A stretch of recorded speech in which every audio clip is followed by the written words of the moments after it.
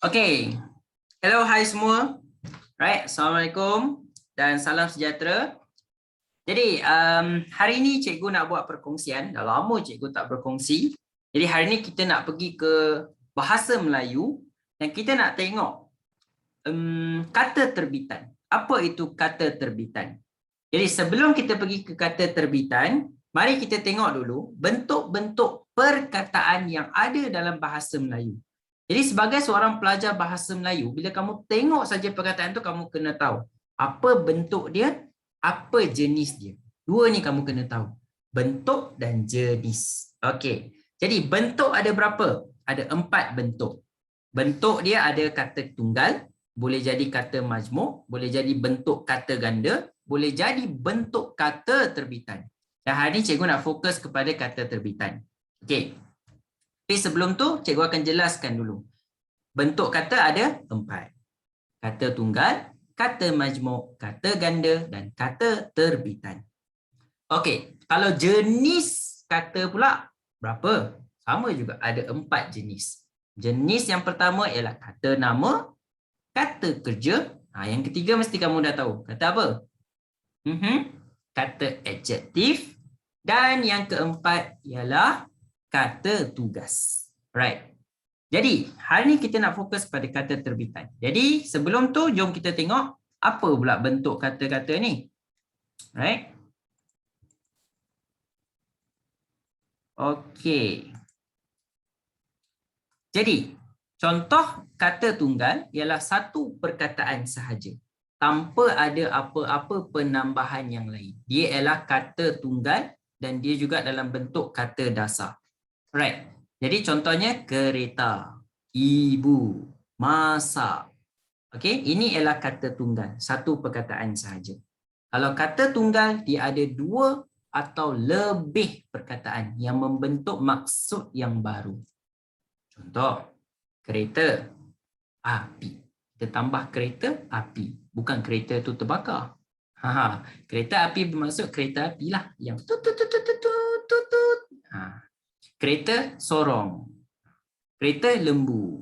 Ataupun ibu. Ibu angkat. Ibu tiri. Ibu tiru. Alamak, silap tulis ni. Ibu tiri.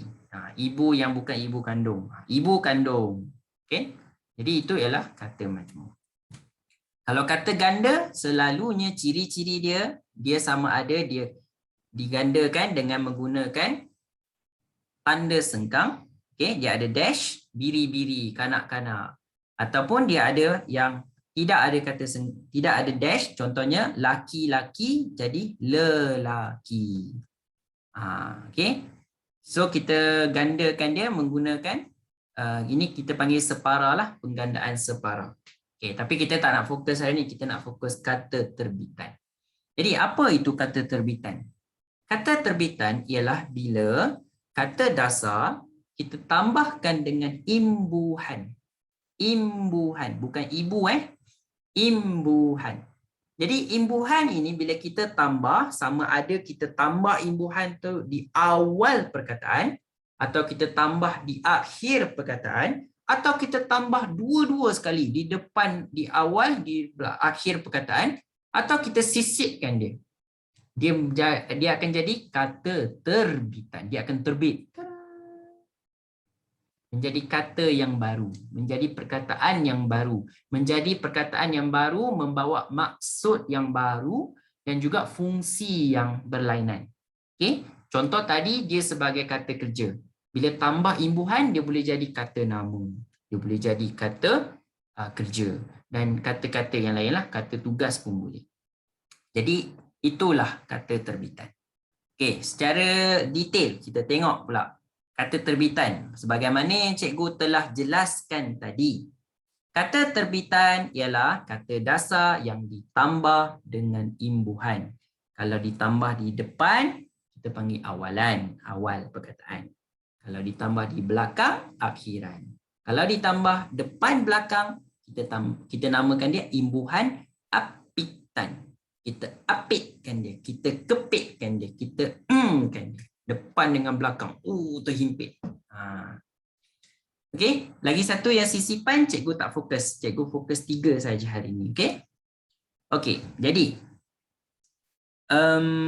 yang ni kita tambah depan, kita tambah belakang, tambah depan, belakang. Okey, contoh perkataan ajar. Kalau cikgu tambah dekat depan, kamu nak tambah perkataan apa? Imbuhan apa dekat depan? Okeylah, kita katakan PENG. Okey, pengajar. Pengajar. Ajar ialah kata kerja. Tapi pengajar ialah kata nama. Dia jadi kata nama. Jenis kata nama. Okey. Dan dia ini ialah kata terbitan lah sebab kita dah tambah imbuhan awalan. Nampak? Right? So dia ialah jenis awalan. Kalau kita tulis ajar, masih perkataan kata dasar ajar. Kita pun tambahkan di belakang. Ajarkan. Ajarkan saya benda ni cikgu, saya tak faham. Ajarkan saya benda ni, saya tak faham. Ajarkan. Okey? Jadi ajarkan. Kalau kan di belakang di akhir perkataan. Jadi ajarkan ialah jenis imbuhan akhiran. Okey? Dan kalau kita tambah depan dan belakang. Contoh perkataan ni. Pengajar, kita tambah an. Pengajaran. Banyak pengajaran yang boleh kita pelajari. Banyak pengajaran. Apa itu pengajaran? Pengajaran kita tambah peng dengan an. Jadi, pen dengan an, dia ialah imbuhan jenis apitan. Okey, jadi inilah imbuhan. Dan cikgu pasti kamu pasti menjumpai banyak imbuhan dalam bahasa Melayu. Okey, kenapa cikgu perlu jadi kata terbitan? Kenapa? Why? Senang saja. Fungsi dia ialah untuk kita mengubah maksud. Okay, kita memberikan maksud yang baru dan juga fungsi yang baru. New function. Okay, kegunaan yang baru. Dan juga maksud yang baru tetapi masih berkaitan dengan kata dasarnya. Dia masih berkaitan. Cumanya dia ada fungsi yang baru dan maksud yang baru. Tapi dia masih ada kaitan dengan kata dasarnya. Okay, jadi itulah kata terbitan. Okey. Jadi, jom kita tengok kata terbitan. Jadi, secara ringkas, imbuhan kata nama. Kita tengok dulu yang jenis kata nama. Imbuhan apa yang kita nak letak untuk kata nama. Kalau perkataan tu kata dasar dia adalah kata nama, imbuhan apa yang kita nak letak. Jadi, secara ringkasnya dia ada banyak. Okay, dia ada pen, PEN yang besar. Dia ada per, pel, juru. Dan pelbagai awalan pinjaman yang lain. Contohnya seperti NT. Apa lagi? Mikro. Kita sebut mikro. Contoh lagi, apa lagi? Pasca. Dan sebagainya. Jadi ini semua ialah imbuhan-imbuhan awalan pinjaman. Tapi yang cikgu nak fokus yang ni. Sebab ini yang paling banyak kita gunakan. Okey, iaitu pen. So, PEN, N ini besar. Kerana apa? Kerana N ini ada banyak jenis. Dia boleh jadi 5 jenis. Berapa jenis? 5 jenis. Okey. Jadi dia ada 5 jenis. Jenis yang pertama, dia boleh jadi pe. Yang kedua, pem. Yang ketiga, pen. Keempat, peng. Dan yang kelima, peng. Okey, lagi sekali.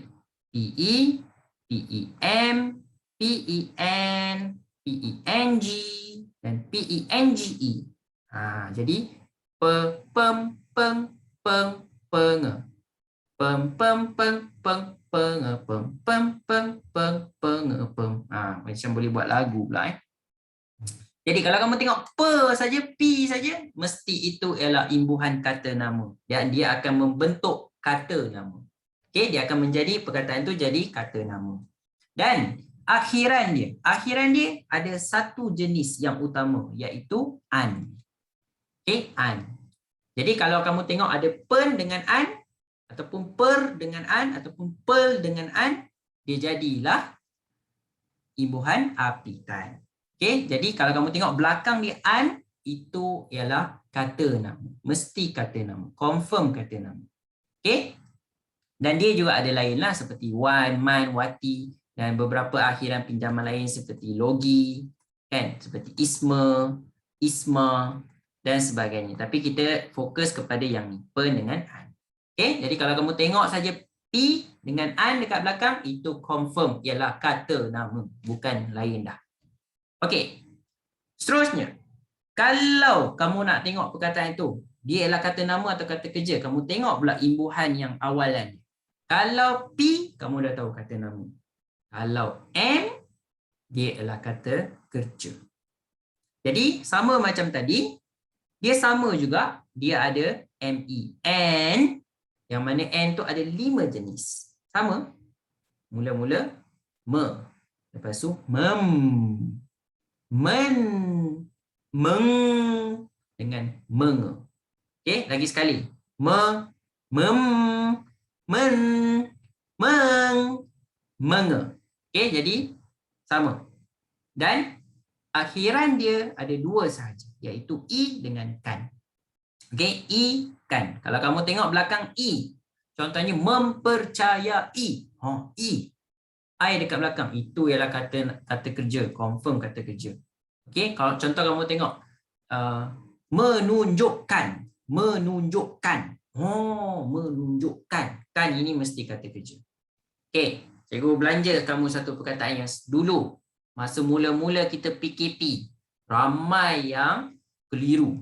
Cikgu, penjarakan ke penjarakan? Senang saja. Kamu tengoklah perkataan dasar dia. Jarak. Jarak bila kita tambah pen dengan an, pen dengan an, kan? Dia jadilah apa? Pen, jarak. Lepas tu nak tambah an ke kan? Kamu tengoklah kalau kawan dia P, kawan akhiran dia mestilah an. Penjarakan. Dah. Senang.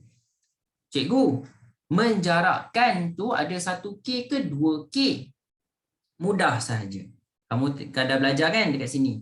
Men mesti kan. Dia tak boleh an. An itu untuk imbuhan kata nama. Kalau kata kerja, dia mesti men dengan kan. Jadi, perkataan dia masih sama. Jarak. So, sekarang ni kita nak tambah men dengan kan. Jadi, ejaan dia akan menjadi men jarak. Lepas tu an ke kan? Mestilah kan. Menjarakkan. Penjaraan. Okey? Inilah kegunaan dia, kamu kena mahir imbuhan. Kalau kamu tak mahir imbuhan, kamu memang akan keliru dan selalu membuat kesilapan ejaan.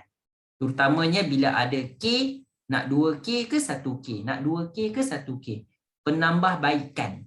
Nak tambah, 2K ke 1K ya? Mulalah akan keliru. Tak nak, jangan biarkan hidup anda diselubungi dengan kekeliruan. Okey. Boleh? Kita teruskan. Alright. Jadi, benda ni. Okay. Ini ialah perkataan kata dasar yang telah cikgu nak perkenalkan kepada kamu lah, contoh sebagai contoh. Sebenarnya banyak. Kamu boleh buat contoh kamu sendiri nanti. Okey? Ada banyak. Okey, jadi kita pergi satu persatu. Kita dah tahu bila kita tambah imbuhan, dia akan membentuk maksud yang baru dan menjadi fungsi yang baru. Dan dia juga jadi jenis yang baru. Okey, jadi contoh, tulis. Tulis pada asalnya ialah kata, cuba nak tukar. Okey. Tulis pada asalnya ialah kata kerja. Tulis. Dan kita tambah penulis. Penulis merujuk ialah orang yang tulis. Penulis. Pejalan. Apa lagi? Pelaku. Pelukis. Okay. Jadi, penulis ialah orang yang tulis. Jadi, dia ialah kata nama kerana pe. Okey, seterusnya. Menulis. Menulis ialah perbuatan tulis. Okay. Perbuatan tulis tu kita kata menulis. Amir, kau sedang buat apa? Saya sedang menulis. Saya sedang menulis. Okey, menulis. Jadi menulis ialah perbuatan tulis. Right? Seterusnya, menuliskan, tulis untuk orang lain ataupun tulis sesuatu. Okey? Dia boleh membawa maksud tulis untuk orang lain. Contohnya, saya sedang menuliskan latihan ini untuk kawan saya. Menuliskan. Bukan saya sedang menulis latihan ini untuk. Dia mesti saya sedang menuliskan latihan ini untuk kawan saya. Ataupun dia boleh membawa maksud menulis sesuatu. Saya sedang menuliskan novel yang terbaru. Okey, boleh. Okey, jadi dia ialah kata kerja lah sebab me dengan kan. Okey, seterusnya, tertulis. Tertulis ialah imbuhan kata kerja ter. Ter ni ialah imbuhan kata kerja. Jadi dia jadilah kata kerja. Tertulis apa maksudnya? Tertulis maksudnya ialah 3.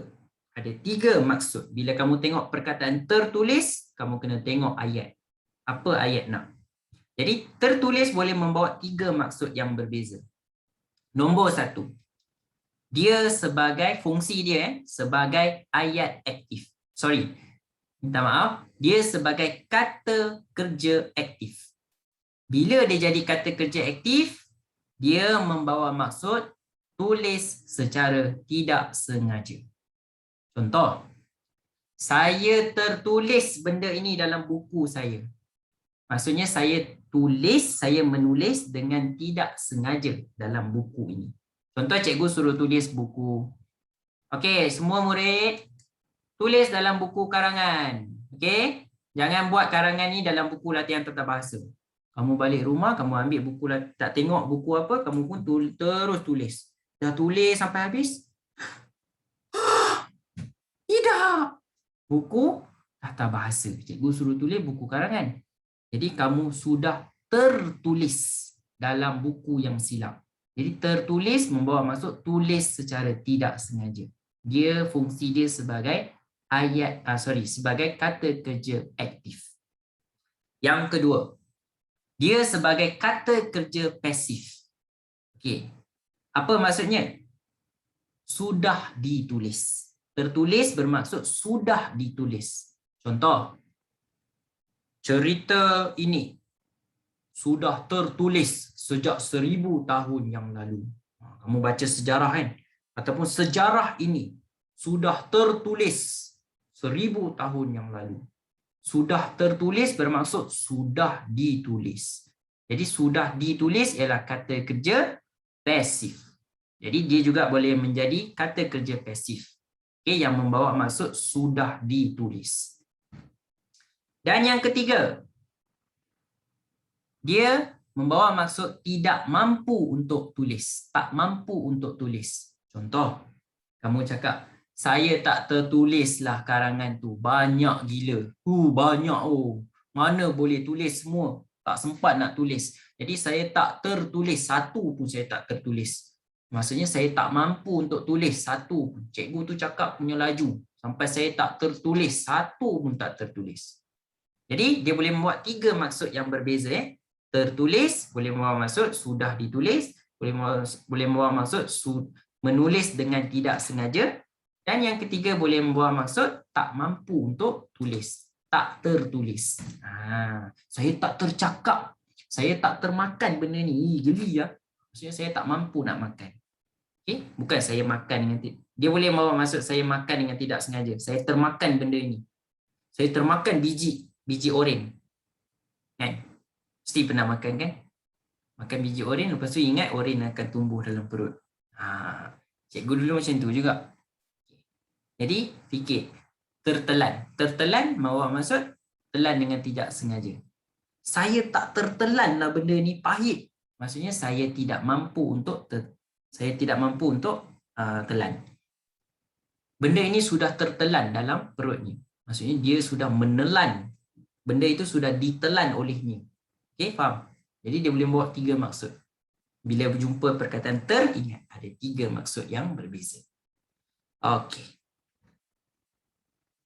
Seterusnya, penulisan. Penulisan datang dari perkataan menulis. Nampak? Menulis dia jadi penulis. ME jadi PE. Tukar kepada P saja. Lepas tu belakang tambah an. So, penulisan ialah proses menulis.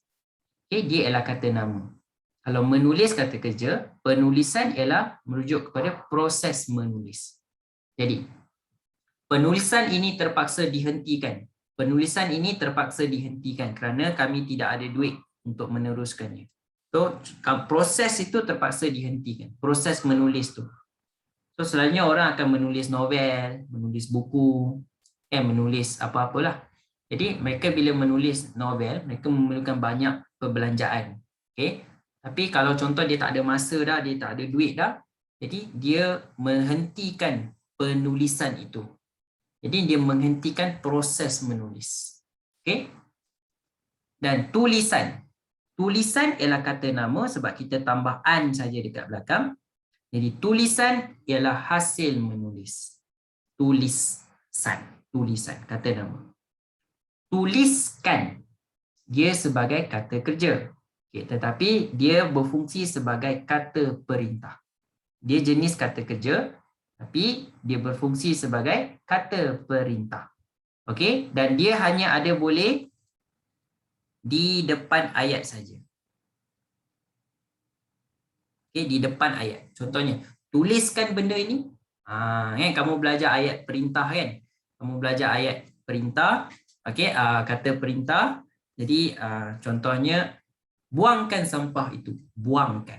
Nampak dia ada kan dekat belakang. Tuliskan. Padamkan papan hitam ini. Buangkan sampah itu.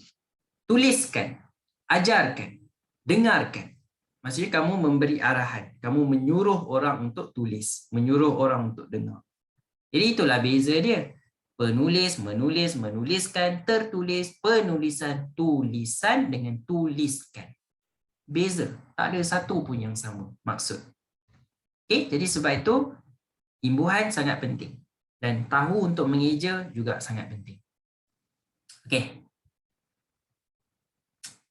Setakat ini, boleh faham? Okey, cikgu harap semua boleh ikut dan kamu boleh membezakan maksud-maksud dia dan tahu bila nak guna, dekat mana nak guna. Okey, seterusnya kita pergi kepada perkataan yang kedua, siasat. Sama je. Ini cikgu takkan tulis satu-satu. Cikgu akan terangkan saja. So, siasat. Penyiasat, orang yang siasat. Menyiasat, proses siasat. Polis sedang menyiasat kes itu.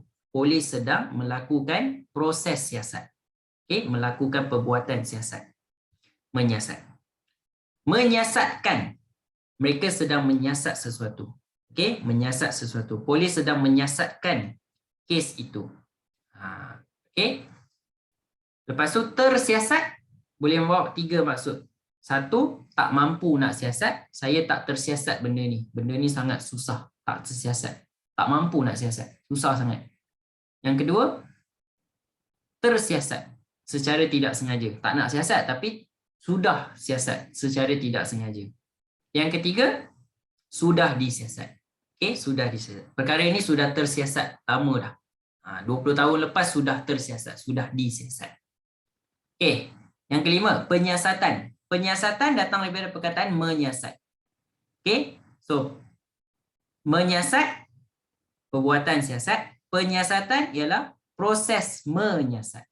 Okay, proses menyiasat kita kata penyiasatan. So penyiasatan itu terpaksa dihentikan kerana hujan telah turun. Polis sudah menghentikan penyiasatan itu. Polis sudah menghentikan penyiasatan, maksudnya polis sudah menghentikan proses menyiasat. Okay, itu kita kata penyiasatan. Merujuk kepada proses menyiasat. Siasatan ialah hasil siasat. Apa yang kamu dapat selepas siasat? Itu siasatan. So contohnya kamu akan nampak perkataan ini dalam berita. Siasatan polis mendapati penjenayah itu telah merompak RM500,000 dari bank itu. Siasatan. Siasatan polis telah menemui 5 pisau yang digunakan untuk membunuh mangsa itu. Nampak? Siasatan. Hasil siasat. Apa yang dapat selepas siasat? Itulah kita panggil siasatan. Okey? Dan yang ketujuh, siasatkan. Siasatkan ialah kata perintah. Minta orang, suruh orang untuk siasat. Kau pergi siasatkan kes ini. Kan? Siasatkan kes ini untuk saya. Maksudnya bos awak kan. Contoh awak kerja dengan polis. Bos awak suruh awak pergi siasat. Siasatkan kes ini. Dia suruh awak siasat. Jadi siasatkan. Okay, seterusnya ajar. Okay, pengajar, orang yang mengajar, proses mengajar, mengajarkan, ajar sesuatu. Okay, ajar sesuatu kita kata mengajarkan. Okay, contohnya cikgu mengajarkan BN. Betul? Betul lah. Cikgu mengajarkan bahasa Melayu kepada murid. Cikgu mengajar murid bahasa Melayu. Kalau kamu kata cikgu mengajar bahasa Melayu, salah. Sebab bahasa Melayu akan pandai. Sebab cikgu mengajar bahasa Melayu. Bahasa Melayu je jadi pandai. Murid tak jadi pandai. Okay, jadi mengajar bahasa Melayu. Mengajar murid. Mengajarkan bahasa Melayu. Mengajarkan ialah mengajar sesuatu. Terajar, sama. Tidak mampu untuk ajar. Sudah diajar. Ajar secara tidak sengaja. Saya dah terajar benda yang silap kepada kamu semua. Minta maaf. Saya telah terajar. Maksudnya saya telah ajar secara tidak sengaja benda yang silap. Okay? Saya tak terajarlah budak nakal itu. Budak nakal tu, nakal gila. Sampai saya tak terajar. Maksudnya saya tak mampu untuk ajar dia. Ataupun dia boleh membawa maksud sudah diajar. Okay? Sudah diajar. Perkara ini sudah terajar sekian lama. Okay. Alright, pengajaran, proses mengajar. Jadi sebab tu di sekolah kita ada banyak pengajaran yang dilakukan oleh guru.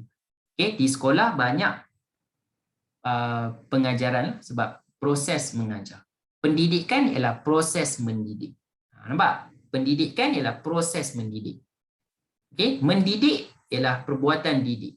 Proses mendidik itu kita kata pendidikan. Sebab tu kita kena menggalakkan pendidikan. Okay? Tak boleh mengabaikan pendidikan. Tak boleh mengabaikan pengajaran. Okay? Seterusnya, ajaran hasil ajar. Ajaran Cikgu Amir telah berjaya menghasilkan ramai murid yang cemerlang. Ajaran. So, hasil mengajar. Hasil ajar, bukan mengajar, hasil ajar. Okay, ajarkan, minta orang ajar. Suruh orang ajar. Okay? Sama juga. Tembak, penembak, orang yang tembak, menembak, perbuatan tembak, menembakkan, menembak sesuatu, tertembak, tidak sengaja tembak, tak mampu untuk tembak, sudah ditembak. Penembakan, proses menembak, tembakan, hasil tembak. Hasil tembak dapat apa? Tembakan. Tembakannya tidak mengena. Maksudnya hasil dia tembak tu, peng, tak kena. Bunyi tembakan itu mengejutkan semua orang. Bunyi tembakan. Bunyi hasil tembak. Tembakan bermaksud hasil daripada tembak. In English, we call it result. What is the result? When you shoot people, what is the result that you get? Of course, it's the sound. Boom, explosion. Letupan, hasil letup. Okay? Tembakan.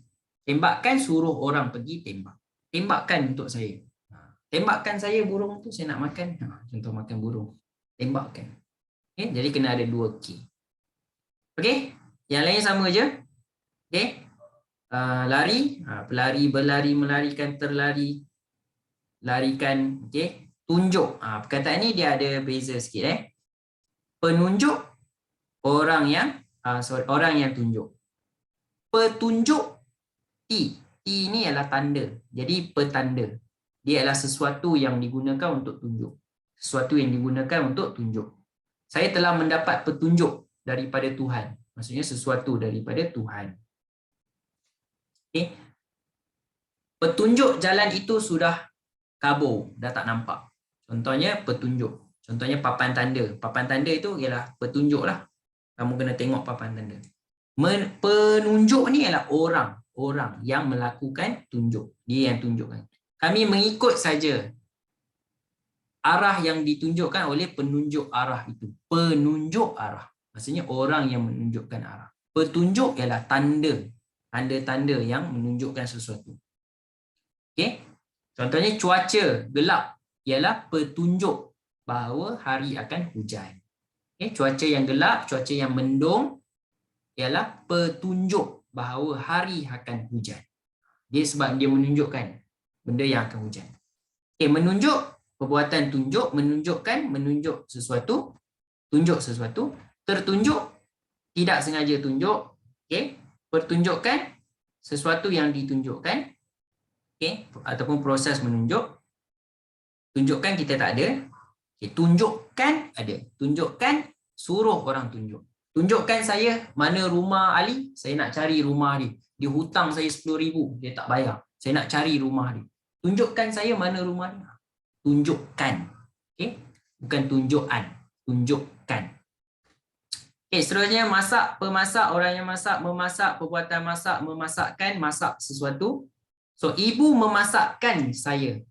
Okay? Maksudnya ibu masak sesuatu untuk saya. Masak apa? Masak ayam goreng. Ibu memasak ayam goreng. Kalau ibu memasak saya, habislah saya mati. Okay? Ibu memasakkan ayam goreng untuk saya. Ibu memasak ayam goreng untuk saya.